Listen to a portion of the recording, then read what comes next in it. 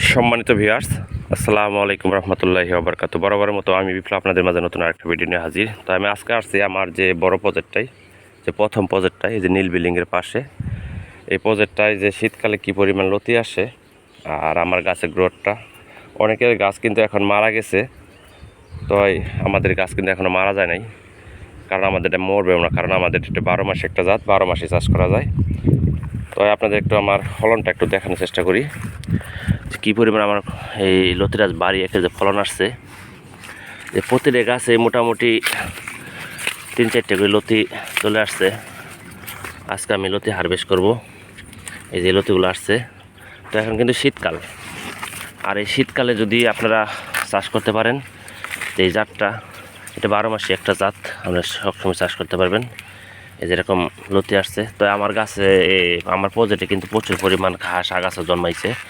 আমি লতিগুলো ওঠানোর পরে আমি এই আগাছাগুলো পরিষ্কার করে দেবো। তো আপনাদের একটু দেখানোর চেষ্টা করতেছি যে এই যে লতিগুলো দেখেন কি পরিমাণ লতি আসছে। শীতকালে কিন্তু অনেকের প্রজেক্ট নষ্ট হয়ে গেছে, তো আমাদের প্রজেক্ট কিন্তু নষ্ট হবে না, কারণ সঠিক পরিচর্যায় আর সঠিক পরামর্শ, যদি ভালো কৃষকের পরামর্শ না পান, সঠিক পরিচর্যা না করতে পারেন, তাহলে আমাদের প্রজেক্ট অবশ্যই নষ্ট হবে।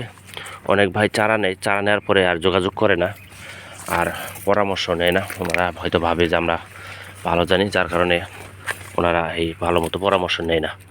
তো আপনাদের একটু দেখানোর চেষ্টা করতেছি আমাদের প্রতিটা গাছে কী পরিমাণ লতি আসছে।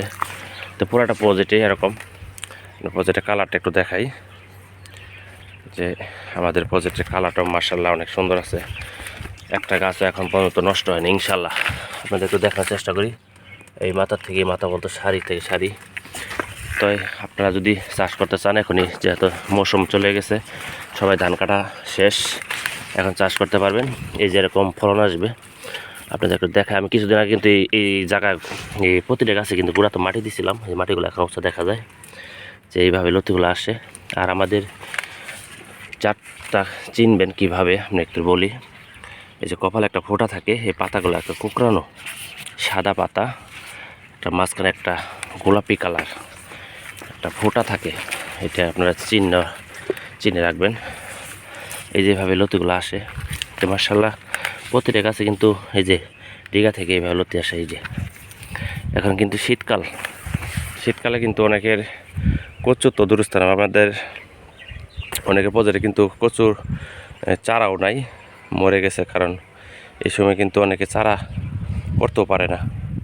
আর আমাদের মার্শাল্লাহ আমাদের এই প্রজেক্টের চারাও আছে, প্রচুর পরিমাণ চারা আছে। আর আপনাদের চারা সাইজগুলো একটু দেখাই।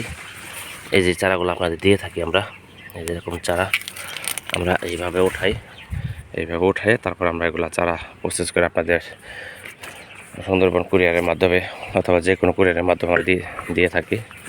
তো আজকে আমি আপনাদের একটু দেখাইতেছি যে শীতকালে কী পরিমাণ লতিগুলো আসে, সেটা দেখানোর জন্য। এই যে প্রতিটা গাছে মোটামুটি লতি, এই যে সামনে দেখেন এইভাবে লতিগুলো আসে।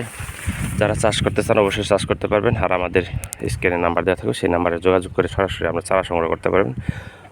আমাদের কাছে লতিরাজ বাড়ি 1-এর চারা, লতিরাজ যে 2 এই চারা, নিউটন আর পানিকচু 1, 3-4 ধরনের চারা আমাদের কাছে আছে।